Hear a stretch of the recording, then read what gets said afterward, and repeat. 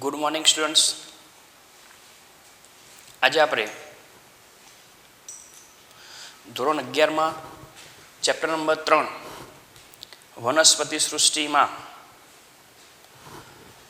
આવૃત બીજધારી, જેને આપણે ઇંગ્લિશમાં એન્જિયોસ્પર્મ્સ તરીકે આપણે ઓળખીએ છીએ, એના વિશે આપણે આજે ચર્ચા કરીશું. તમે અગાઉ અનાવૃત બીજધારી વનસ્પતિને એના વિશેના વિડીયો જે તમારા ગ્રુપમાં જે મૂકેલા છે એને તમે સારી રીતે નિહાળ્યા હશે, સારી રીતે સમજવાનો પ્રયત્ન કર્યો છે. કેટલાક વિદ્યાર્થીઓને મૂંઝવણ હતી તો કેટલાક લોકોએ ફોન દ્વારા પણ એનું સોલ્યુશન કરેલ છે. તમારે કોઈ પણ પ્રકારની મૂંઝવણ હોય, કોઈ બી પોઈન્ટમાં કોઈ ખબર ના પડતી હોય તો તમે ફોન દ્વારા અથવા તો કોઈ પ્રશ્નમાં ખ્યાલ ના આવતો હોય તો તમે મેસેજ દ્વારા પણ અમને જાણ કરી અને એનું સોલ્યુશન લાવી શકશો. મિત્રો, તમે જાણતા હશો કે સામાન્ય રીતે જે સપુષ્પી વનસ્પતિ જે હોય, સપુષ્પી વનસ્પતિ એટલે જે વનસ્પતિમાં પુષ્પોનું નિર્માણ થાય અથવા પુષ્પ જેવી રચનાનું નિર્માણ થાય, જેને આપણે સપુષ્પી વનસ્પતિ તરીકે ઓળખીએ છીએ. એ સપુષ્પી વનસ્પતિમાં બે પ્રકારની વનસ્પતિઓનો સમાવેશ થાય. એક અનાવૃત બીજધારી, એક છે જેનું નામ છે અનાવૃત બીજધારી, અને બીજું જે છે જેને આપણે કહીશું આવૃત બીજધારી.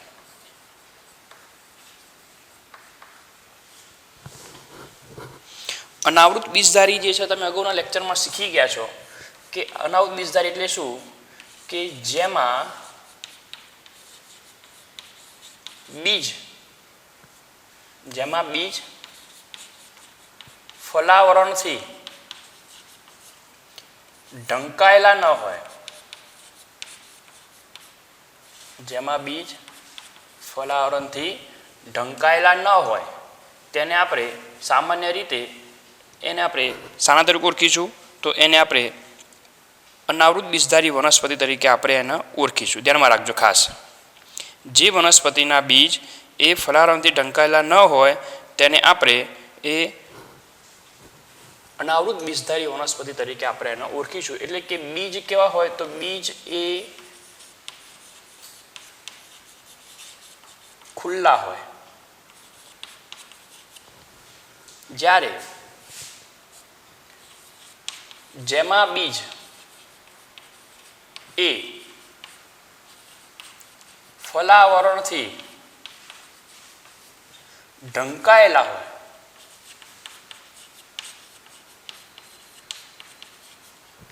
જેને આપણે આવૃત.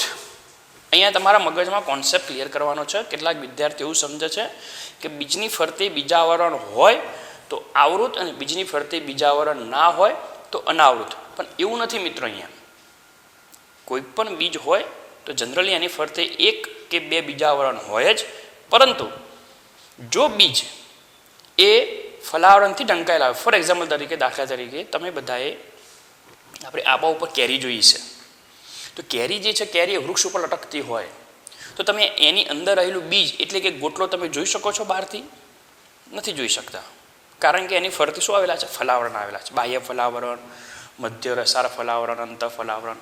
ટૂંકમાં એની અંદર ફલાવરણથી એ અંદરનો ગોટલો અથવા તો જે બીજ જે છે એ ઢંકાયેલું છે.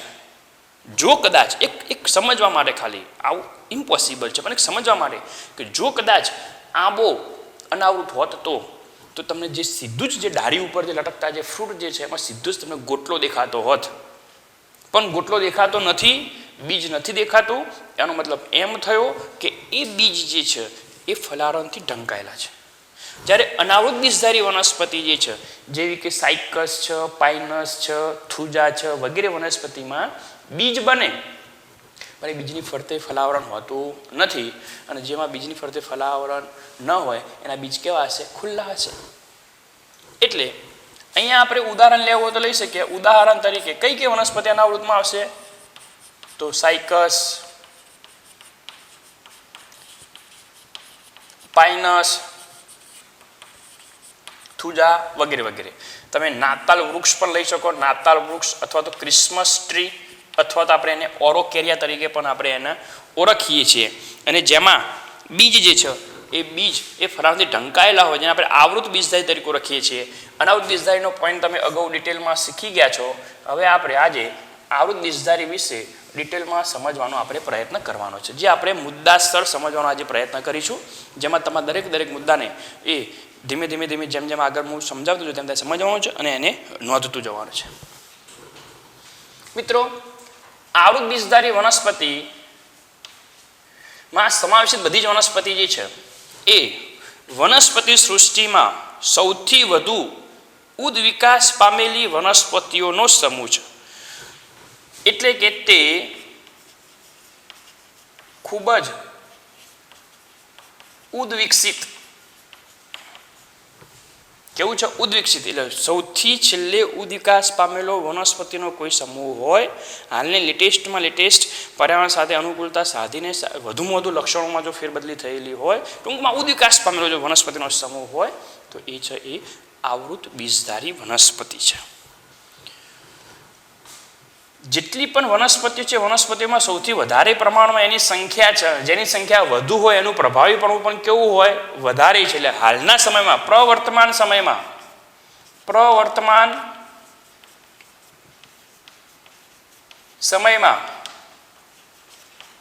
પ્રભાવી વનસ્પતિનું જૂથ, હાલના સમયમાં તે પ્રભાવી વનસ્પતિનું જૂથ છે, જેમાં આવૃત બીજધારીમાં મહત્તમ જાતિઓનો સમાવેશ થાય છે. એટલે કે મિત્રો, આ બાબત શું કહેવા માંગે છે? વનસ્પતિની અંદર અપુષ્પી, સપુષ્પી, અપુષ્પીમાં એ પાછું આપણે જોડીએ છીએ આગળ એકાંગી, દ્વિઅંગી, ત્રિઅંગી. એકાંગીની અંદર પણ સાઇઝોફાઇટા, લીલ, ફૂગ, લાઇકેન. દ્વિઅંગીની અંદર ઘણી બધી વનસ્પતિ, ત્રિઅંગીમાં ઘણી બધી વનસ્પતિ, અને સપુષ્પીની અંદર અનાવૃત અને આવૃત. તો આ બેક્ટેરિયા છે, લીલ, ફૂગ, લાઇકેન, અનાવૃત, આવૃત, આ બધી વનસ્પતિઓમાં જાતિની સંખ્યાની દ્રષ્ટિએ કે પૃથ્વી ઉપર જેટલી પણ વનસ્પતિ સમૂહ જે છે એમાં જાતિની સંખ્યાની દ્રષ્ટિએ જો સૌથી મોટામાં મોટો જો કોઈ સમુદાય હોય તો મહત્તમ જાતિ એટલે કે જાતિની સંખ્યા સૌથી જો વધુ હોય પૃથ્વી ઉપર તો કોની છે? એ આવૃત બીજધારીની છે. અને જેની સંખ્યા વધુ હોય એનું પ્રભાવીપણું કેવું હોય? વધારે હોય. એટલે કહી શકીએ કે હાલના પ્રવર્તમાન સમયમાં મહત્તમ જાતિઓ એ આવૃત બીજધારીની હોવાથી એ વનસ્પતિનું જૂથ એટલે કે આવૃત બીજધારી વનસ્પતિનું જૂથ એ આ સમગ્ર વનસ્પતિમાં સૌથી કેવું કહેવાય? પ્રભુત્વ ધરાવતી અથવા તો પ્રભાવી છે, એમ આપણે કહેવું હોય તો કહી શકીએ. ચલો, સૌથી પહેલા આપણે જુદા જુદા પોઈન્ટને ધ્યાનમાં રાખીને ચર્ચા કરીએ તો સૌથી પહેલા આપણે જોઈએ એનો વસવાટ. અહીંયા આપણે એક પોઈન્ટ જોઈએ કે ભાઈ આ વનસ્પતિ એ કઈ જગ્યાએ વસવાટ પામે. સૌથી પહેલો પોઈન્ટ આપણે જોઈએ વસવાટ. તો ખાસ કરીને તે સર્વત્ર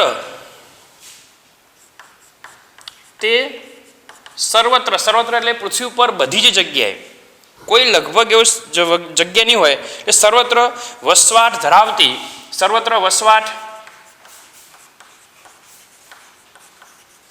ધરાવતી વનસ્પતિની જાતિ છે.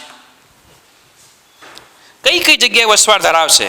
તો એ વનસ્પતિ આ જલજ હોય એટલે તેમાં જલોદ્ભિદ, આમાં જલોદ્ભિદ વનસ્પતિ પણ જોવા મળશે. શુષ્કોદ્ભિદ વનસ્પતિ પણ જોવા મળશે. મધ્યોદ્ભિદ કે લવણોદ્ભિદ વનસ્પતિ પણ જોવા મળશે. જલોદ્ભિદ એટલે જલજ, જલજ એટલે આપણે જે કમળ છે, પોયણા છે, જે પાણીમાં ઉગતી વનસ્પતિ છે તે એમાં પણ આવૃત બીજધારી છે. શુષ્કોદ્ભિદ એટલે રણ પ્રદેશમાં પણ કાંટાની બધી વનસ્પતિ છે પણ આવૃત બીજધારી છે. મધ્યોદ્ભિદ કે લવણોદ્ભિદ, લવણયુક્ત વસવાટ, ક્ષારયુક્ત વસવાટ, દરિયા કિનારાના વસવાટોમાં પણ એ આ પ્રકારની આવૃત બીજધારી વનસ્પતિ એ જોવા મળશે.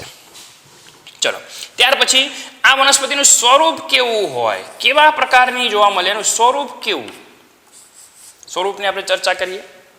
તો મિત્રો, આ વનસ્પતિનો દેહ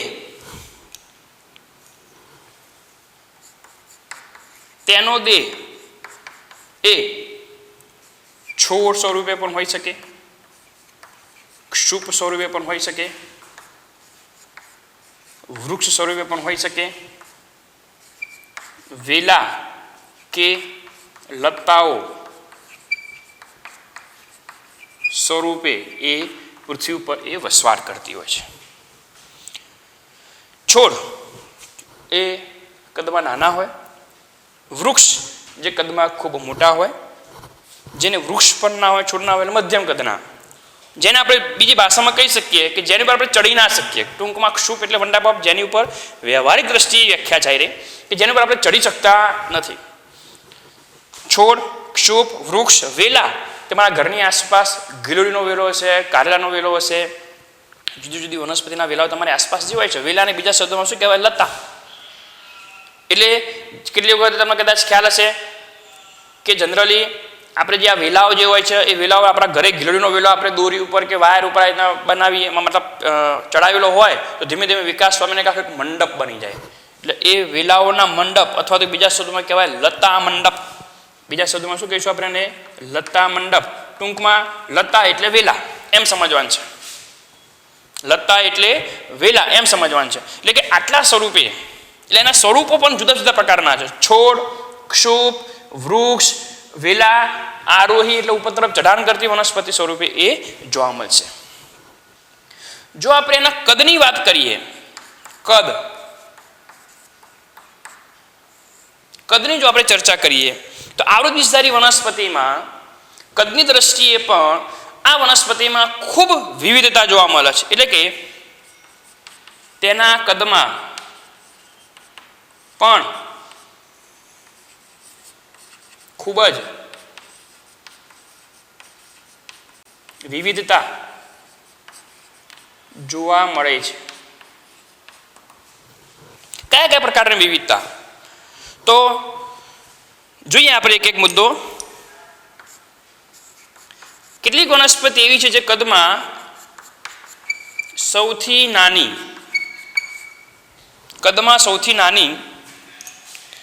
જે વનસ્પતિને આપણે કહીશું વુલ્ફિયા ગ્લોબોઝા. જેમાં રાખજો, વુલ્ફિયા ગ્લોબોઝા નામની વનસ્પતિ કે જેનું કદ એ 2 થી 5 મિલીમીટર જેટલું કદ, 2 થી 5 mm, આ 2 થી 5 mm માં આ સપુષ્પી વનસ્પતિનું મૂળ, પ્રકાંડ, પર્ણ અને એમાં પાછા નાના નાના પુષ્પો પણ આવે. એટલે ટૂંકમાં આ વનસ્પતિ એ આવૃત બીજધારી વનસ્પતિમાં સૌથી નાના કદની છે. પણ મિત્રો, આ વનસ્પતિ એ પાણીમાં ઉગતી વનસ્પતિ છે, એટલે એ જલજ છે. એટલે કે આવૃત બીજધારી વનસ્પતિમાં સૌથી નાના કદની વનસ્પતિ એ જલોદભિદ છે, જે કદની દ્રષ્ટિએ કેટલું કદ ધરાવે છે? તો 2 થી 5 mm. આને તમારે MCQ માટે ખાસ ધ્યાનમાં રાખવાનું છે. આવૃત બીજધારીમાં સૌથી મોટા કદની,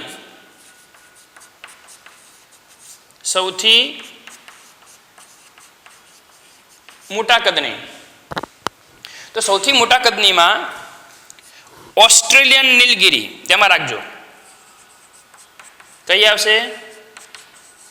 ઓસ્ટ્રેલિયન નીલગિરી. નીલગિરી નહીં, પણ કઈ નીલગિરી? ઓસ્ટ્રેલિયન નીલગિરી. એટલે આ જે ઓસ્ટ્રેલિયન નીલગિરી જે છે એ ઓસ્ટ્રેલિયન નીલગિરી એ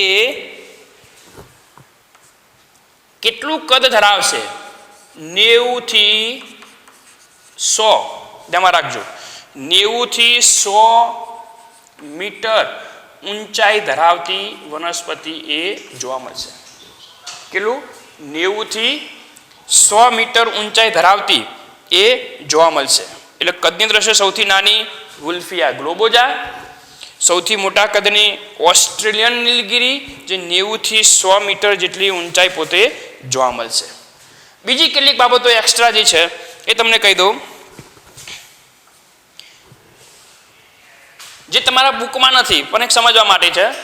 રાફ્લેસિયા આર્નાલ્ડી, ધ્યાનમાં રાખશો ખાસ. રાફ્લેસિયા આર્નોલ્ડી, આ જે રાફ્લેસિયા આર્નોલ્ડી પ્રકારની જે વનસ્પતિ જે છે, જે સૌથી મોટામાં મોટું પુષ્પ ધરાવે, સૌથી મોટું પુષ્પ વિશ્વમાં, આવૃત બીજધારીમાં સૌથી મોટા કદનું પુષ્પ એ કઈ વનસ્પતિનું છે મિત્રો? રાફ્લેસિયા આર્નાલ્ડી. તમે આ રાફ્લેસિયા આર્નાલ્ડી એ નેટ ઉપર સર્ચ મારીને જોજો, તમને ખૂબ મોટા કદના પુષ્પો જોવા મળશે. આ જે પુષ્પ જે છે એ પુષ્પનું વજન 8 કિલોગ્રામ એ વજન ધરાવે અને 1 મીટર જેટલો એનો વ્યાસ હોય. તમે 1 મીટર એટલે આટલું થયું આશરે. આનો તમે વ્યાસ બનાવીને આમ ગોળ ફેરવી નાખો, એટલું મોટા કદનું પુષ્પ, અને તેનું વજન, પુખ્ત પુષ્પ જે હોય એનું વજન કેટલા હશે? 8 કિલો વજન ધરાવતું પુષ્પ જોવા મળશે. એ પણ એ આવૃત બીજધારીની કહી શકીએ શું છે તો એક લાક્ષણિકતા છે, તેમ આપણે કહેવું હોય તો કહી શકીએ. સૌથી ઊંચો પુષ્પ વિન્યાસ, સૌથી ઊંચો પુષ્પ વિન્યાસ એ મિત્રો રામબાણ. રામબાણ નામની વનસ્પતિમાં સૌથી ઊંચો પુષ્પ વિન્યાસ જોવા મળશે. રામબાણ તમે બધાએ જોયું છે.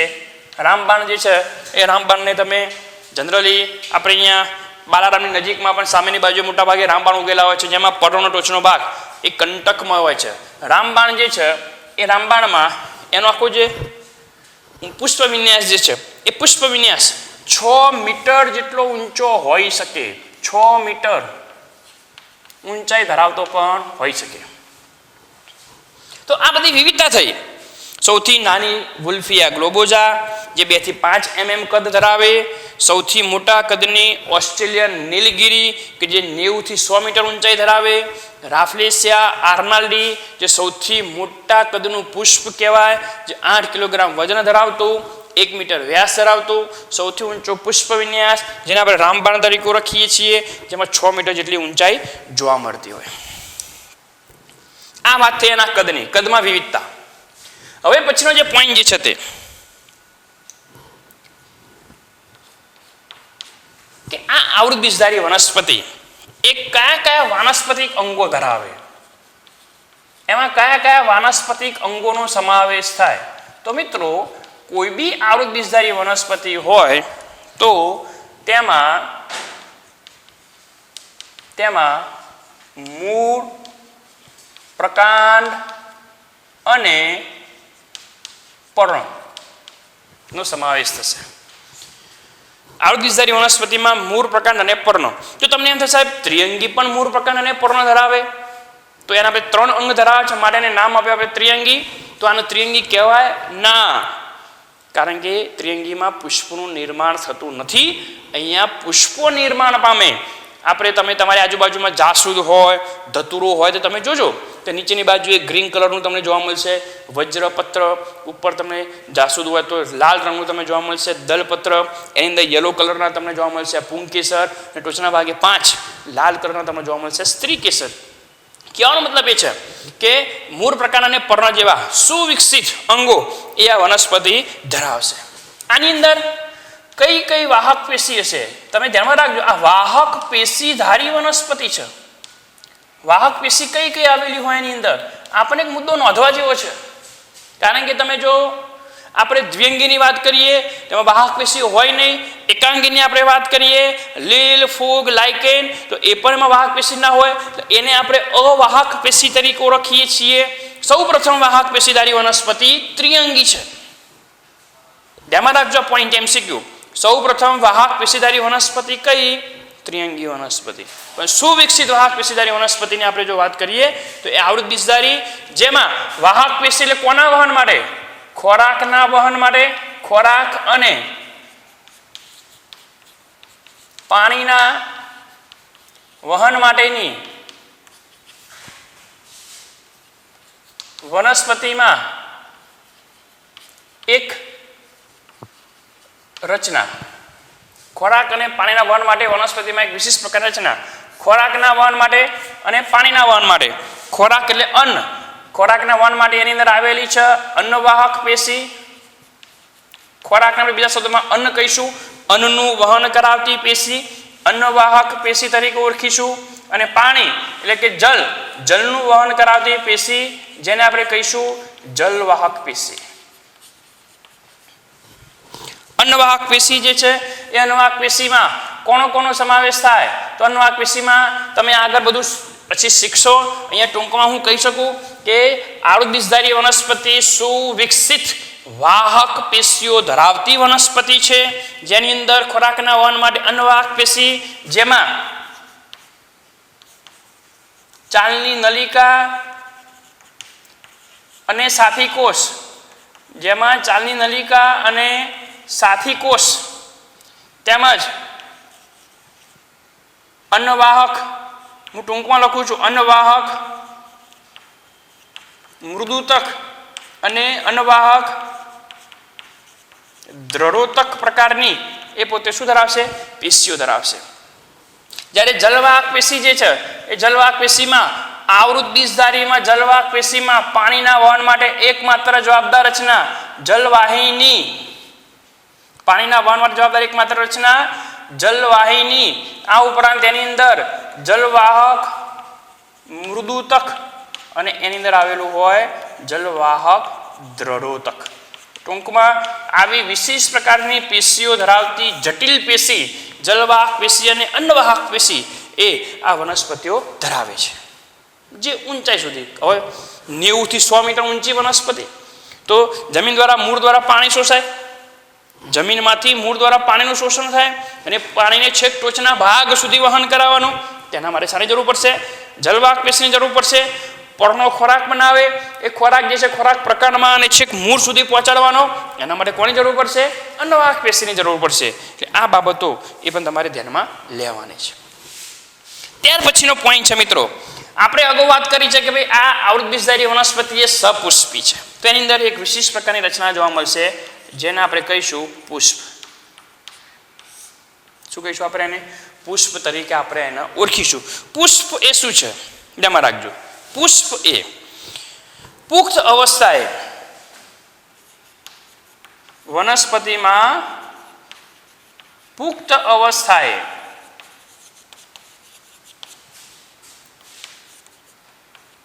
લિંગી પ્રજનન ના હેતુ માટે નિર્માણ પામેલી રચના. વનસ્પતિમાં પુખ્ત અવસ્થાએ મુખ્ય હેતુ કયો? લિંગી પ્રજનન. લિંગી પ્રજનનની ક્રિયા માટે નિર્માણ પામેલી રચના, જેને આપણે પુષ્પ તરીકે આપણે એને ઓળખીશું. મિત્રો, આ પુષ્પ જે હોય એ પુષ્પો એ બે પ્રકારના હોય. સામાન્ય સ્થિતિમાં બે પ્રકારના. કેટલાક પુષ્પો જે છે એ કેટલાક પુષ્પો એ મિત્રો એકલિંગી પુષ્પો હોય અને કેટલાક પુષ્પો જે હોય એ મિત્રો દ્વિલિંગી પુષ્પો હોય. હવે એકલિંગી પુષ્પ અને દ્વિલિંગી પુષ્પ એટલે શું? સમજી લો, ફોર એક્ઝામ્પલ તરીકે સમજી લો કે એ દાખલા તરીકે આ આપણે પુષ્પની રચના દોરીએ છીએ.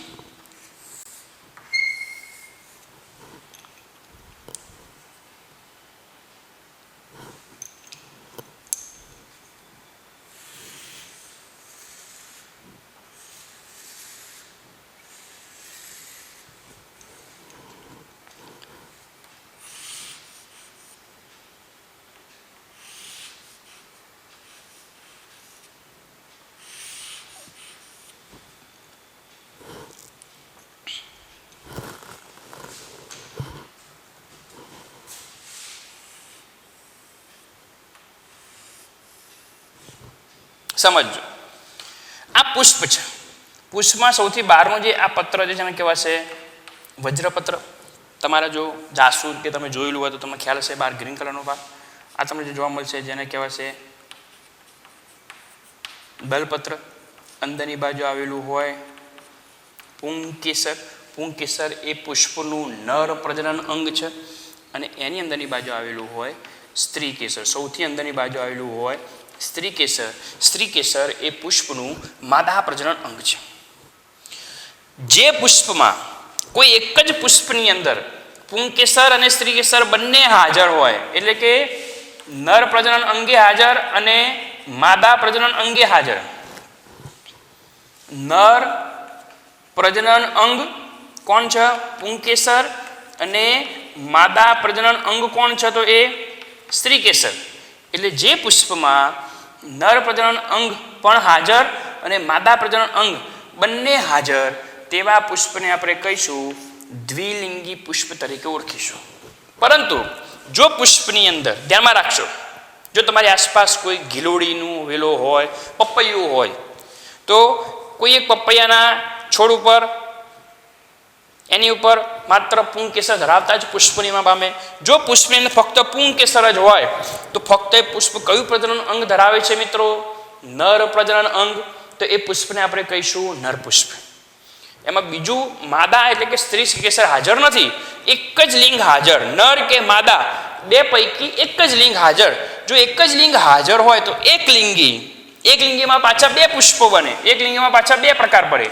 એક નર પુષ્પ અને બીજું માદા પુષ્પ.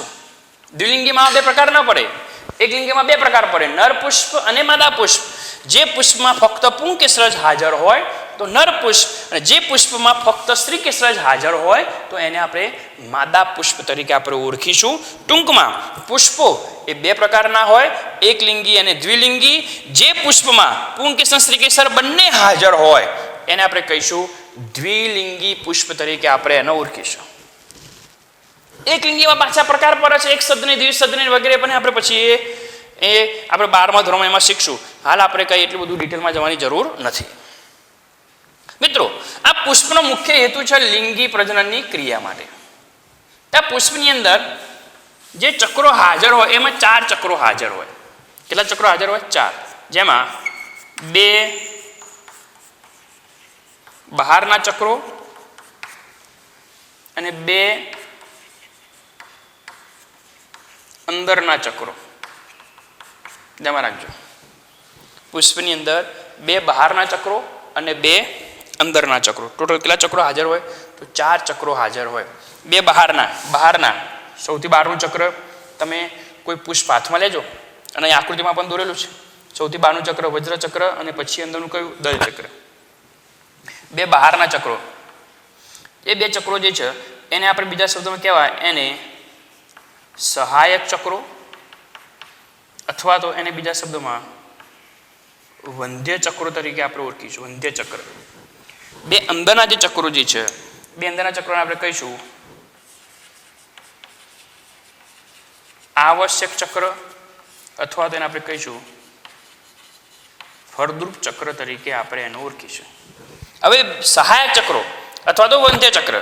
હવે સહાયક ચક્ર નામ અને આવશ્યક ચક્ર નામ કેમ આપ્યું? કારણ કે મુખ્ય કાર્ય શું છે? લિંગી પ્રજનન કરવું. લિંગી પ્રજનનમાં જેના વગર પ્રજનન શક્ય જ નથી. તો પુંકેસર અને સ્ત્રીકેસર વગર પ્રજનન શક્ય જ નહીં બને. તો એ તો જરૂરી છે, આવશ્યક છે. જ્યારે વજ્રપત્ર જે છે, વજ્રપત્ર અને દલપત્ર, તો વજ્રપત્ર જ્યારે પુષ્પ કલિકાવસ્થામાં હોય ત્યારે એ પુષ્પના અંદરના ભાગોનું રક્ષણ કરે. એટલે જ્યારે એ અંદરના ભાગો રક્ષાય તો ભવિષ્યમાં પુખ્તતાએ એ રક્ષિત ભાગ જે છે વિકસિત પામી અને પુંકેસર સ્ત્રીકેસર જે રચનાઓ જે છે એમાંથી પુંકેસરમાંથી પરાગરજ, સ્ત્રીકેસરમાં અંડક વિકાસ પામીને ભવિષ્યમાં લિંગી પ્રજનનમાં ભાગ ભજવી શકે. દલપત્રો એ કીટકોને કે એને આકર્ષવા માટે જેમાં પરાગનયનની ક્રિયા શક્ય બને. એટલે એ આ બંને ચક્રો જે છે, વજ્રચક્ર અને દલચક્ર, એ બંને મિત્રો લિંગી પ્રજનનની ક્રિયામાં એ સહાયરૂપ થાય છે. એ ભાગ સીધો ભાગ નથી ભજવતા, એ પરોક્ષ રીતે ભાગ ભજવે છે. એની અંદર કોઈ નરજન્યુ કે માદાજન્યુ પરાગરજ કે અંડક ઉત્પન્ન નહીં કરી શકે, માટે આપણે વંધ્ય ચક્ર નામ આપ્યું.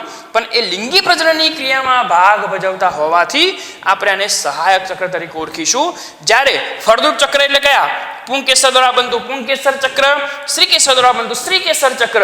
એને આપણે આવશ્યક કે લિંગી પ્રજનનમાં એ બેમાંથી જો કે ના હોય તો લિંગી પ્રજનન શક્ય નથી. પુષ્પનો જે હેતુ જે છે કે લિંગી પ્રજનન કરી બીજનું નિર્માણ કરી નવી સંતતિનું નિર્માણ કરવું, એ હેતુ ત્યાં આગળ સિદ્ધ થશે નહીં. કોના વગર? પુંકેસર ચક્ર વગર અને સ્ત્રીકેસર ચક્ર વગર. માટે એ બંને એ પુષ્પના આવશ્યક અથવા તો ફળદ્રુપ, કારણ કે નવી સંતાનનું નિર્માણ કરવા માટે જવાબદાર છે, માટે આપણે એને ફળદ્રુપ ચક્ર અથવા તો આવશ્યક ચક્ર તરીકે આપણે ઓળખીશું. તો અહીંયા કયા કયા સહાયક ચક્રોનો સમાવેશ થાય? તો ભાઈ સહાયક ચક્રો જે છે એ બે પ્રકારના. સહાયક ચક્રો બે પ્રકારના, એક વજ્ર ચક્ર અને બીજું દલ ચક્ર. વજ્ર ચક્ર છે મિત્રો સૌથી બહારનું ચક્ર. સહાયક ચક્રમાં સૌથી બહારનું ચક્ર વજ્ર ચક્ર. એ વજ્ર ચક્ર જે છે મિત્રો શાનું બનેલું હોય? વજ્રપત્રોનું બનેલું. શાનું બનેલું? વજ્રપત્રોનું બનેલું. અને જે દલ ચક્ર જે છે મિત્રો એ દલ ચક્ર શાનું બનેલું? એ દલપત્રોનું બનેલું. વજ્ર ચક્ર એ વજ્રપત્રોનું બનેલું અને દલ ચક્ર જે છે મિત્રો એ દલપત્રોનું બનેલું. જ્યારે આવશ્યક ચક્રો જે છે એ આવશ્યક ચક્રો એ પણ બે.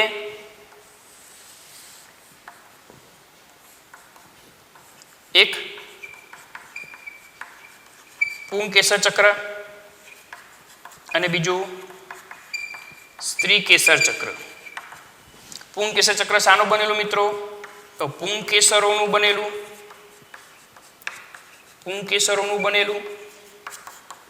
અને જે સ્ત્રીકેસર ચક્ર છે મિત્રો એ શાનું બનેલું? તો એ મિત્રો એ સ્ત્રીકેસરનું બનેલું.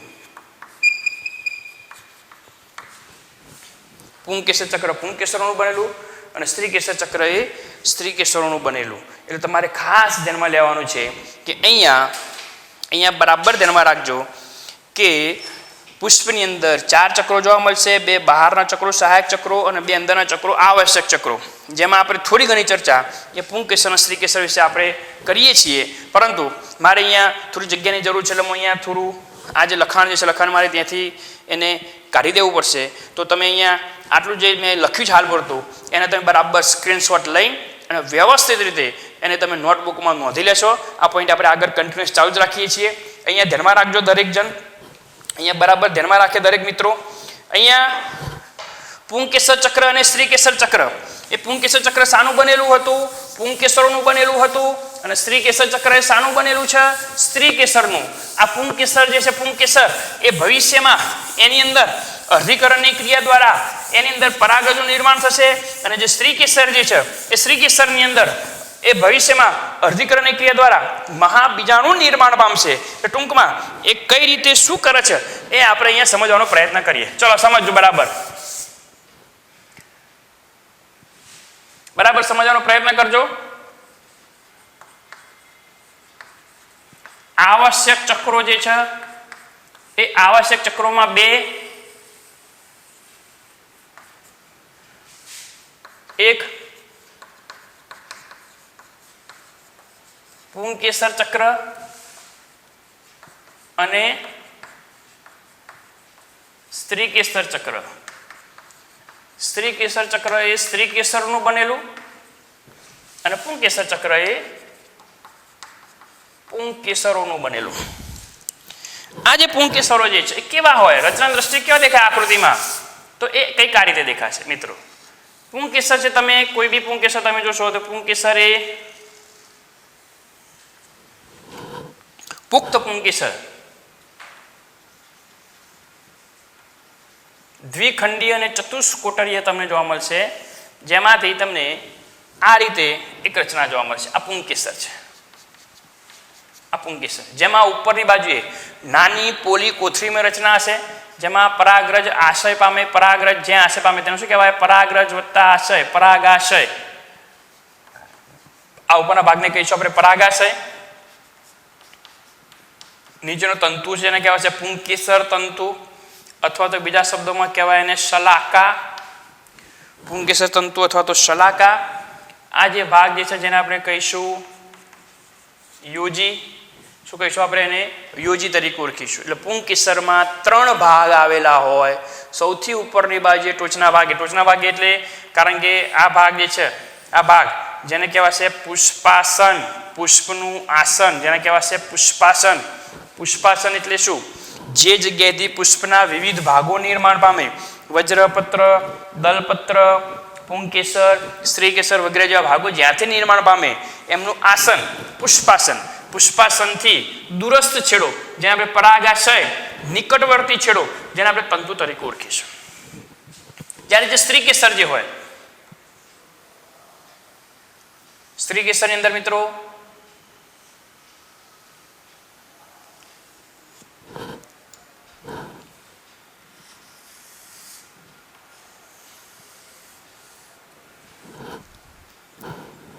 ઉપર આ ટોચનો ભાગ જેને આપણે કહીશું પરાગાસન. પરાગાસન એટલે પરાગરજનું આસન. ભવિષ્યમાં આ પરાગાશયમાંની પરાગરજ અહીંયા આવીને આસન ગ્રહણ કરશે, ફલનની ક્રિયામાં ભાગ ભજવશે. પરાગાસન આ વચ્ચેનો નીચેનો જે ભાગ ફૂલેલો છે જેને કહેવાશે બીજાશય.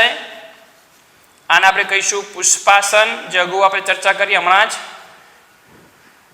આને કહેવાશે પુષ્પદંડ. અને વચ્ચેનો જે ભાગ છે જેને આપણે કહીશું પરાગવાહિની. આને આપણે કહીશું પરાગવાહિની. સામાન્ય સ્થિતિમાં કોઈ પણ આવૃત બીજધારી સપુષ્પી વનસ્પતિનું સ્ત્રીકેસર, પરાગાસન, પરાગવાહિની અને તલસ્થ ભાગ જે ફૂલેલો છે જેને આપણે કહીશું બીજાશય, આટલા ભાગનું બનેલું હોય. આ જે પરાગાશય જે છે મિત્રો, એ પરાગાશયમાં મિત્રો ભવિષ્યમાં પુખ્તતાએ અર્ધીકરણ પ્રકારની ક્રિયા થઈ અને એમાં પરાગરજનું નિર્માણ થશે. શાનું નિર્માણ થશે? પરાગરજ. જ્યારે આ જે સ્ત્રીકેસર જે છે એ સ્ત્રીકેસરની અંદરની બાજુએ મિત્રો અહીંયા બીજાશયની અંદર એક અંડક નામની રચના આવેલી હોય, જે આપણે પછી ડિટેલમાં સમજીએ છીએ હમણાં જ. પણ આ અંડક જે છે એ અંડકની અંદર, આ અંડકમાં ભવિષ્યમાં અર્ધીકરણ પ્રકારની ક્રિયા થઈ, અર્ધીકરણ પ્રકારની ક્રિયા થઈ અને એમાંથી શું બનશે? તો મહાબીજાણુ બનશે. અને એ મહાબીજાણુમાંથી ભવિષ્યમાં આગળ એ અંડકોષનું નિર્માણ થશે. ટૂંકમાં માદાજન્યુ બનશે. એટલે સ્ત્રીકેસરની અંદર બીજાશયમાં ભવિષ્યમાં અર્ધીકરણ પ્રકારે ક્રિયા થઈ માદાજન્યુ બનશે. પુંકેસરના પરાગાશયમાં અર્ધીકરણ પ્રકારની ક્રિયા થઈને પરાગરજ બનશે. આ પરાગરજની અંદર ભવિષ્યમાં આગળ વિકાસ થઈ એમાંથી શું બનશે? તો નરજન્યુ બનશે. એ નરજન્યુ અંડકોષ સાથે જોડાશે, યુગ્મનજ બનશે. એમાંથી ભવિષ્યમાં એ ફલનની ક્રિયા થયા પછી એ ભ્રૂણ બનશે અને વિકાસ પામીને બીજું નિર્માણ કરશે. ટૂંકમાં એ લિંગી પ્રજનનની ક્રિયામાં ભાગ ભજવે છે. એટલે અહીંયા આપણે હાલ ખાલી શોર્ટમાં વાત કરી કે આ શું કહેવા માંગે છે તે. હવે આ બીજાશય જે છે મિત્રો, બીજાશયની અંદર આ મેં જે રચના જે દોરી છે, આ રચનાને કહીશું આપણે અંડક. અંડકની અંદર એ અર્ધીકરણ પ્રકારે ક્રિયા થઈ મહાબીજાણુ બનશે અને એની અંદર આગળ વિકાસ પામીને અંડકોષ બનશે. તો અહીંયા આવા બીજાશયની અંદર અંડક, કેટલીક વનસ્પતિની અંદર એવું હોય કે કેટલીક વનસ્પતિમાં બીજાશયની અંદર અંડક એક જ હોય, કેટલીક વનસ્પતિમાં અંડક કેવા હોય તો અનેક હોય. એક અંડક અથવા કેટલીક વનસ્પતિમાં અનેક અંડક જોવા મળતા હોય. એક જ અંડક હોય તેવા આપણે જો ઉદાહરણ લેવા હોય તો આપણે લઈ શકીએ ઘઉં, કેરી વગેરે વગેરે. અનેક અંડકનું ઉદાહરણ આપણે લેવું હોય તો પપૈયું, ઓર્કિડ વગેરે વગેરે આપણે લેવું હોય તો લઈ શકીએ. ટૂંકમાં આ અંડક જે છે મિત્રો શું થાય છે આમાં કે અંડક એ ફલન થયા પછી ભવિષ્યમાં આ અંડક જે છે અંડક બીજમાં પરિણમશે. અંડક બીજમાં પરિણમે. હવે જે ફળમાં એક જ બીજ હોય એનો મતલબ એમ થયો કે એની અંદર અંડક કેટલું હશે? એક જ હશે. કેરીની અંદર ગોટલો કેટલો હોય? એક જ હોય. તો એનો મતલબ એમ થયો કે એની અંડક પણ કેટલા હશે? એક જ હશે. તમે પપૈયું ફ્રૂટ તમે કાપ્યું હોય એની અંદર અનેક બીજ જોવા મળે છે. એક જ ફ્રૂટમાં અનેક બીજ, એનો મતલબ એમ થયો કે એની અંદર અનેક અંડકો હશે. એટલે બીજાશયની અંદર અંડક એક પણ હોઈ શકે અને અનેક અંડક પણ હોઈ શકે. આની અંદર આ જે બીજાશય જે છે મિત્રો, એ બીજાશયની અંદર આપણે જાણીએ છીએ કે એક કે વધારે અંડક હોઈ શકે અને ભવિષ્યમાં એ માદાજન્યુજનકની ક્રિયા દ્વારા એ માદાજન્યુનું નિર્માણ કરશે અને ફલનની ક્રિયામાં ભાગ ભજવશે. આમ પરાગાશયની અંદર પરાગરજ અથવા તો લઘુ બીજાણુનું નિર્માણ થાય. વનસ્પતિ, આવૃત બીજધારી વનસ્પતિ પુખ્તતાએ પુષ્પનું નિર્માણ કરે. એ પુષ્પ જે છે આ બાજુ પુષ્પ જે છે તમે જોઈ શકો છો કે સ્ત્રીકેસર અને પુંકેસર બંને જે છે પુષ્પની અંદર પુંકેસર અને સ્ત્રીકેસર બંને એ પણ ક્યારે પુખ્તતાએ પુંકેસર અને સ્ત્રીકેસર એ બંને એ નિર્માણ પામે પુષ્પની અંદર. એ પુંકેસર જે છે પુંકેસરમાં અર્ધીકરણ ક્રિયા દ્વારા એ લઘુ બીજાણુ અથવા તો બીજું નામ પરાગરજનું નિર્માણ થાય અને સ્ત્રીકેસરની અંદર મહાબીજાણુનું નિર્માણ થાય. આ નિર્માણ થવાની ક્રિયાની શરૂઆત થાય એટલે કે લઘુ બીજાણુ અને મહાબીજાણુનું નિર્માણ થવાની ક્રિયા થઈ એટલે કે તેમાં જન્યુજનક અવસ્થાના નિર્માણની શરૂઆત થઈ. જન્યુજનક નરજન્યુ અને માદાજન્યુનું નિર્માણ થતી અવસ્થા જેને આપણે જન્યુજનક અવસ્થા તરીકે આપણે એને ઓળખીશું. એટલે બરાબર ધ્યાનમાં રાખજો. એટલે પરાગાશયમાં લઘુ બીજાણુનું નિર્માણ અને બીજાશયની અંદર અંડકમાં મહાબીજાણુનું નિર્માણ એ જન્યુજનક અવસ્થાનું. લઘુ બીજાણુ હોય તો નરજન્યુજનક, મહાબીજાણુ અંદર માદાજન્યુજનક. ટૂંકમાં એ જન્યુજનક અવસ્થાના નિર્માણનું સૂચન કરે છે તેમ આપણે કહેવું હોય તો આપણે કહી શકીએ. મિત્રો આની અંદર હું તમને થોડું એક વધારે ડિટેલમાં સમજાવવાનો પ્રયત્ન કરીશ. આ તમને જે અંડક જે છે એ હું અંડક અહીંયા બહારની બાજુ દોરું છું. સમજો બરાબર. આ અંડક જે છે અંડકને હું અહીંયા બહારની બાજુ દોરું છું. અંડક વિશે તમે થોડું વધારે ડિટેલમાં થોડું એક સમજાવવાનો હું પ્રયત્ન કરવા જાઉં છું. આ જે છે એને કહીશું આપણે ભ્રૂણપુટ.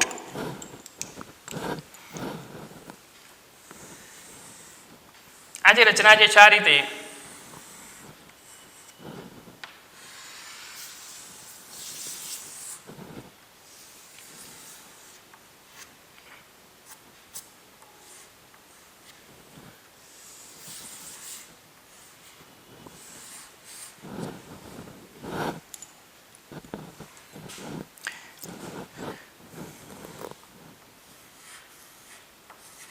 આની અંદરની બાજુએ આ રીતે એક બાજુ 3 કોષ હોય, વચ્ચે 1 કોષ 2 કોષ કેન્દ્ર અને નીચે તરફ 3 કોષ હશે.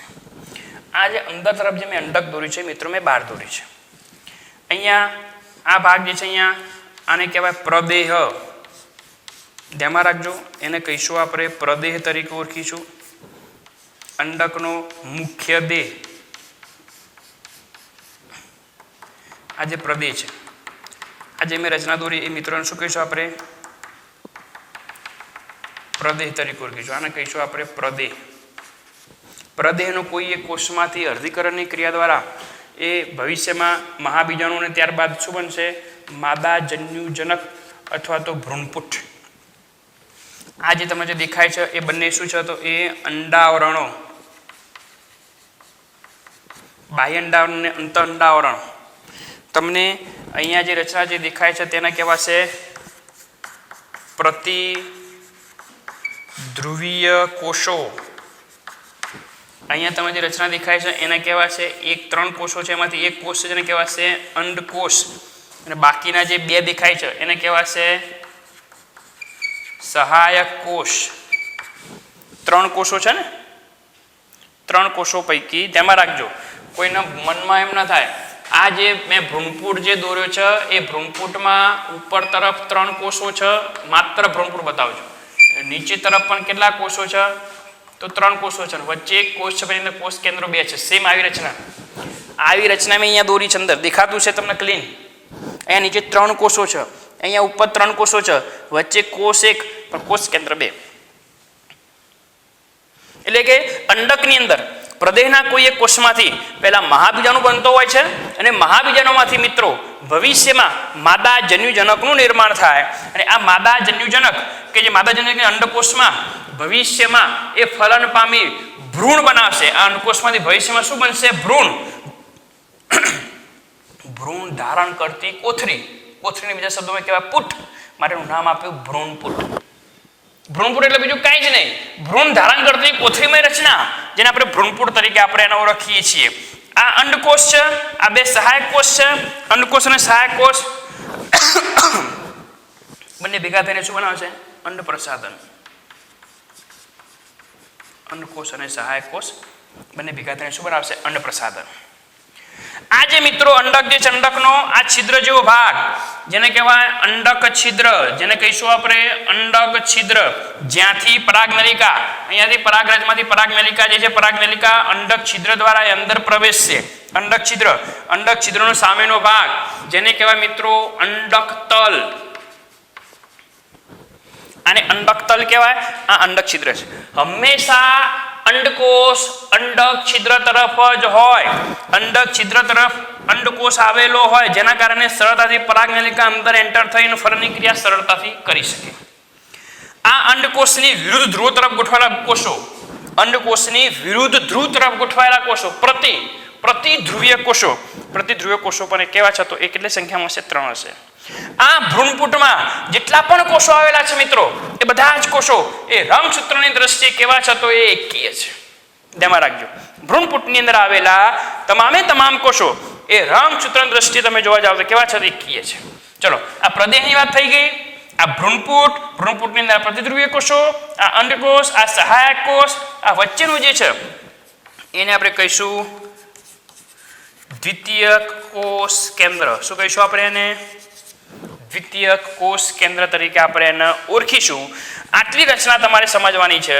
હવે જ્યારે પણ સ્ત્રીકેસરની અંદર, બીજાશયની અંદર એક અંડક હોય કે અનેક હોય, પણ પ્રત્યેક એક અંડકમાં જ્યારે ભ્રૂણપુટનું નિર્માણ થાય, તે ભ્રૂણપુટના કોષો એ કેવા પ્રકારના હોય એની આપણે અહીંયા ચર્ચા હવે આપણે કરીએ છીએ. બરાબર ધ્યાનમાં રાખશો. અહીંયા આપણે ચર્ચા કરીએ છીએ ભ્રૂણપુટની અંદર આવેલી રચનાઓ એ કેવા પ્રકારની હોય એનો હું તમને એક નાનો સરખો ચાર્ટ બનાવીને સમજાવવાનો પ્રયત્ન કરું છું, જેના આધારે આપણે ભવિષ્યમાં બેવડું ફલન જે છે એ બેવડા ફલનને આપણે સરળતાથી આપણે એને સમજી શકીએ. એટલે બરાબર સમજવાનો પ્રયત્ન કરશો. અહીંયા બીજાશયમાં જે અંડક જે છે એ અંડકની અંદર આપણે જાણીએ છીએ કે ભવિષ્યમાં શું બનશે? ભ્રૂણપુટનું નિર્માણ થશે. આ ભ્રૂણપુટમાં કેવા પ્રકારના કોષો, તો કઈ કઈ રચના આવેલી હોય એ આપણે સમજવાનું છે. પુખ્ત ભ્રૂણપુટ જે હોય મિત્રો, એ પુખ્ત ભ્રૂણપુટમાં 7 કોષીય રચના હોય, એટલે 7 કોષ હોય અને એમાં 8 કોષ કેન્દ્ર આવેલા હોય. આ બરાબર યાદ રાખજો. તમે અહીંયા જોઈ શકો, ધ્યાનમાં રાખશો, 3 ને 3 6 અને 1 7. કેટલા કોષો? 7 કોષો. ચલો, કોષ કેન્દ્રો કેટલા? તો અહીંયા 3 કોષો છે, એમાં 3 કોષ કેન્દ્ર, આમાં 3 કોષ કેન્દ્ર, આમાં કોષ એક છે પણ કોષ કેન્દ્રો 2 છે. એટલે 3 ને 3 6 ને 2 8. એટલા માટે અંડકમાં ભ્રૂણપુટ જે છે, ભ્રૂણપુટ એ 7 કોષીય અને 8 કોષ કેન્દ્ર ધરાવતી રચના છે, આપણે કહેવું હોય તો કહી શકીએ. જેમાં ભ્રૂણપુટની અંદર આવેલી વિશિષ્ટ રચનાઓમાં એક રચના જે અંડછિદ્રીય છેડે આવેલી છે, જેને આપણે કહીશું અંડ પ્રસાધન. જેને આપણે શું કહીશું? અંડ પ્રસાધન. આ અંડ પ્રસાધનમાં એક અંડકોષ અને 2 સહાયક કોષો આવેલા હોય. ધ્યાનમાં રાખજો, અંડછિદ્રીય છેડો. આ કયો છેડો છે? અંડછિદ્રીય છેડો. અંડછિદ્રીય છેડા નજીક એક અંડકોષ અને બાકીના 2 સહાયક કોષો, અંડકોષ અને સહાયક કોષ દ્વારા બનતી રચના, જેને શું કહેવાય? અંડ પ્રસાધન. અંડ પ્રસાધન હંમેશા અંડછિદ્રીય છેડા તરફ જ હોય. આ બરાબર મગજમાં ક્લિયર કરશો. અને પ્રતિધ્રુવીય કોષો હંમેશા અંડક તલ તરફ હોય. અંડક તલનો ભાગ હોય એ દિશામાં કયા કોષો હોય? પ્રતિધ્રુવીય કોષો હોય. એ બરાબર તમારે ધ્યાનમાં રાખવાનું છે. પરંતુ અહીંયા મેં તમને એક વાત કરી કે બીજાશયમાં અર્ધીકરણની ક્રિયા દ્વારા એ આ અંડકોષ કે અંદર ભ્રૂણપુટમાં આવેલી તમામે તમામ રચનાઓ એ અર્ધીકરણની ક્રિયા દ્વારા બને છે. મિત્રો, અર્ધીકરણ થાય એ સ્વાભાવિક છે. એ કોષો કેવા બની જશે? તો એ એકીય બની જશે. ટૂંકમાં આ અંડકોષ અને સહાયક કોષ, આ તમામે તમામ રચનાઓ એ રંગસૂત્રની દ્રષ્ટિએ કેવી છે? તો એ એકીય છે.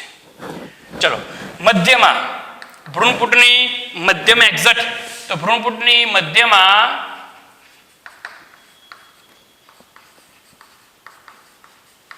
દ્વિતીયક કોષ કેન્દ્ર ધરાવતો કોષ જોવા મળશે, જેમાં દ્વિતીયક એટલે કોષ એક, કોષ તો મિત્રો એક જ છે પણ એની અંદર કોષ કેન્દ્ર બે એક કોષ કેન્દ્રો ભેગા થયા માટે n + n = 2n એટલે દ્વિકીય કોષ કેન્દ્ર જે છે એ રંગસૂત્રની દ્રષ્ટિએ કેવું હશે તો એ દ્વિકીય હશે.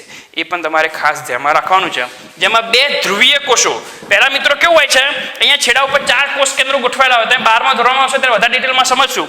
અહીંયા 4 કોષ કેન્દ્રો અહીંયા 4 હોય એ બંને છેડા તરફથી એક કોષ કેન્દ્ર મધ્યમાં આવે અને ભેગા થઈને એક કોષ બનાવે. ટૂંકમાં આ અહીંયાથી એટલે આ ધ્રુવીય કોષ અહીંયા આવ્યો અને આ ધ્રુવીય એટલે માટે કોષ કેન્દ્રનું નામ આપ્યું ધ્રુવીય કોષ કેન્દ્ર. દ્વિતીય કોષ કેન્દ્ર ધરાવતો કોષ જે છે એને આપણે કહીશું ધ્રુવીય કોષ કેન્દ્ર ધરાવતા કોષ, ધ્રુવીય કોષ કેન્દ્ર તરીકે પણ આપણે એને ઓળખીશું. ધ્રુવીય કોષ કેન્દ્રો બે જોડાઈને દ્વિતીયક કોષ કેન્દ્રનું નિર્માણ કરે. આ બરાબર યાદ રાખજો. ચલો એના પછીનો અંડતલીય છેડે. ચલો અંડતલીય છેડે અહીંયા આ કયો છેડો છે ઉપરનો અંડતલીય છેડો. અંડતલીય છેડે કયા કોષો આવેલા છે પ્રતિધ્રુવીય કોષો. તો જોઈએ અંડતલીય છેડે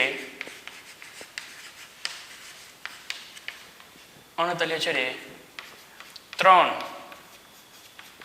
પ્રતિધ્રુવીય કોષો આવેલા હોય. આ ત્રણે ત્રણ કોષો એ રંગસૂત્રની દ્રષ્ટિએ કેવા હશે તો એ એકી હશે. ધ્યાન રાખજો રંગસૂત્રની દ્રષ્ટિએ ત્રણ કોષો કેવા હશે તો એ એકી હશે. એટલે પુખ્ત ભ્રૂણપુટમાં 7 કોષીય 3 1 આ કેટલા કોષો 3 કોષો. આ કોષ કેટલો એક કોષ. અહીંયા કોષો કેટલા 3 કોષો. 3 3 6 ને 7 કોષો. ચલો 3 કોષમાં આ 3 કોષ આ એક કોષ આ 3 કોષ. ચલો 3 કોષમાં આ 3 કોષમાં કોષ કેન્દ્ર કેટલા 3 કોષ કેન્દ્ર. આમાં કોષ એક કોષ કેન્દ્ર કેટલા આમાં 2 કોષ કેન્દ્ર. ચલો આની અંદર 3 કોષ આમાં કેટલા 3 કોષ કેન્દ્ર.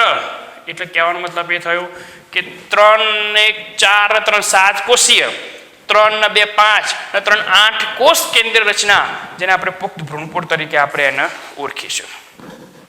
હવે મિત્રો શું થશે તો હવે પરાગનયનની ક્રિયા થશે. પરાગનયન થશે એટલે એમાં શું થાય પરાગનયનમાં જે પુંકેસર હોય દાખલા તરીકે આ પુંકેસર સમજી લો કે આ સ્ત્રીકેસર છે અને આ પુંકેસર છે. પુંકેસરની પરાગરજ સ્ત્રીકેસરના પરાગાસન સુધી પહોંચવાની ક્રિયા. ફરીથી પુંકેસરના પરાગાશયમાં રહેલી પરાગરજ સ્ત્રીકેસરના પરાગાસન સુધી પહોંચવાની ક્રિયા જેને આપણે પરાગનયન તરીકે આપણે એને ઓળખીશું. તેના પછીનો પોઈન્ટ જે છે તે પરાગનયન. હું હાલ અહીંયા વ્યાખ્યામાં બોલ્યો એ બરાબર ધ્યાનમાં રાખજો. ફરીથી બોલું છું તમે નોંધી લેશો. પુંકેસરના પરાગાશયમાંની પરાગરજને કોઈ પણ માધ્યમ દ્વારા સ્ત્રીકેસરના પરાગાસન સુધી પહોંચવાની ક્રિયા આ ઘટનાને આપણે પરાગનયન તરીકે ઓળખીશું. તો વનસ્પતિ આવૃત વિસ્તારની વનસ્પતિમાં પરાગનયનમાં તેમાં હવા પાણી કેટલીક વનસ્પતિ પવન દ્વારા પરાગનયન કેટલીક વનસ્પતિમાં પરાગરજ પવન દ્વારા પરાગનયન પામતી હોય.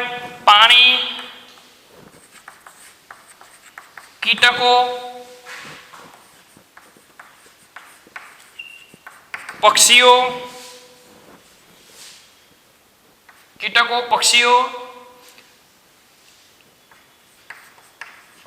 હાથી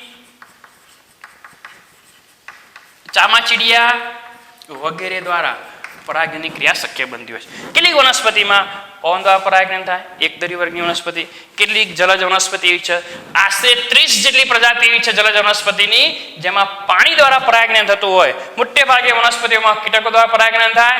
એમાં પાછા સૌથી અતિ મહત્વના કીટકો છે મધમાખી.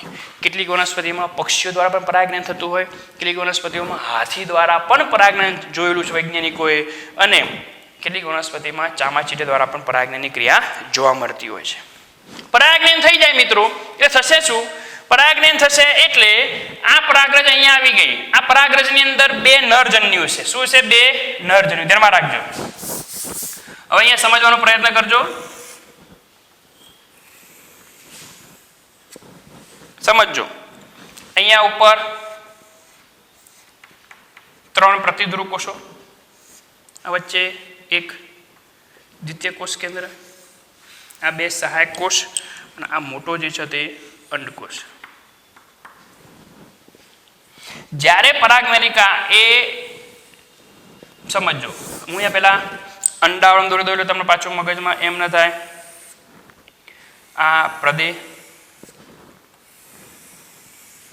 ખાલી સમજવા માટે અહીંયા દોરું છું. અંડાવરણ છે આ 2, સમજો બરાબર. ચલો એ આ અંડાવરણ આપણે દોરી દીધા એટલે તમને અણછિદ્રની વગેરેની તમને ખ્યાલ આવે. હવે સમજી લો કે આ પરાગનલિકા, અહીંયાથી પરાગરજમાંથી પરાગનલિકા એ પરાગવાહિની દ્વારા ધીમે ધીમે વિકાસ પામીને એ અંડકના અન્નછિદ્ર છેડે પહોંચે. તો આ પરાગનલિકા એ અહીંયાથી વિકાસ પામીને એ અહીંયા સમજી લો કે આ પરાગનલિકા આવી. આ પરાગનલિકા અંદર મિત્રો 2 નરજન્યુઓ હોય. કેટલા નરજન્યુઓ? 2 નરજન્યુ. અને ટોચના ભાગે એક મોટો કોષ હોય જેને કહેવાય વાનસ્પતિક કોષ. આના વિશે બહુ ડિટેલમાં હાલ આપણે નથી જતા. મારે તમને ખાલી એટલું સમજાવવાનું છે કે આવૃત બીજધારી વનસ્પતિમાં બેવડું ફલન જોવા મળે. ફલનની ઘટના મારે તમને સમજાવવાની છે. ફલન બહુ ડિટેલમાં હાલ હું તમને 12મા ધોરણના ચેપ્ટર વિશેની માહિતી નહીં આપું. બેવડું ફલન એ આવૃત બીજધારી વનસ્પતિની લાક્ષણિકતા છે. આ ધ્યાનમાં રાખજો. બેવડું ફલન એ આવૃત બીજધારી વનસ્પતિની લાક્ષણિકતા. બેવડું ફલન એટલે શું? કે આ પરાગનલિકા જ્યારે મિત્રો અંડક છિદ્ર દ્વારા અંદર તરફ પ્રવેશે એટલે આ 2 નરજન્યુ છે. નરજન્યુ મિત્રો પહેલા આ કોઈ બી સહાયક કોષમાં એન્ટર થશે. આ 2 નરજન્યુ જેવા સહાયક કોષમાં એન્ટર થાય એટલે બંને સહાયક કોષ મિત્રો એ નાશ પામશે. એટલે 2 નરજન્યુ છે. 2 નરજન્યુ એ ભ્રૂણપુટમાં મુક્ત થશે. ધ્યાનમાં રાખજો. શામાં મુક્ત થયા? ભ્રૂણપુટમાં. એમાંથી એક નરજન્યુ ધ્યાનમાં રાખજો, એક નરજન્યુ એ અંડકોષ સાથે જોડાય. નરજન્યુ પ્લસ અંડકોષ. નરજન્યુ કેવો હતો? એકકીય. અંડકોષ પણ એકકીય. નરજન્યુ અંડકોષ સાથે જોડાય. બંનેના જોડાણથી જે રચના બને એને આપણે કહીશું યુગ્મનજ, અથવા તો બીજા શબ્દોમાં કહીશું આપણે એને ફલિતાંડ.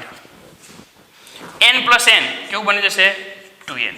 આ ફલિતાંડનું નિર્માણ થઈ ગયું, ફલન થઈ ગયું.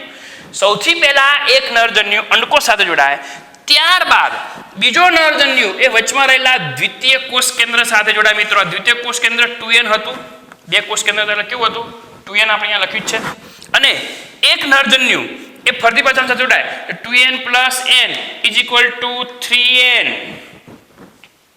એટલે બીજો નરજન્યુ જે છે એ બીજો નરજન્યુ n એકકીય એ દ્વિતીયક કોષ કેન્દ્ર જે છે એ દ્વિતીયક કોષ કેન્દ્ર ધરાવતા કોષ જેને આપણે 2n તરીકે ઓળખીશું એ જોડાય. શું બનાવશે? તો બનાવશે પેન. પેનનો મતલબ થાય primary endosperm nucleus. Primary endosperm nucleus. PEN primary endosperm nucleus, જેને ગુજરાતીમાં કહેવાય પ્રાથમિક ભ્રૂણપોષ કોષ કેન્દ્ર.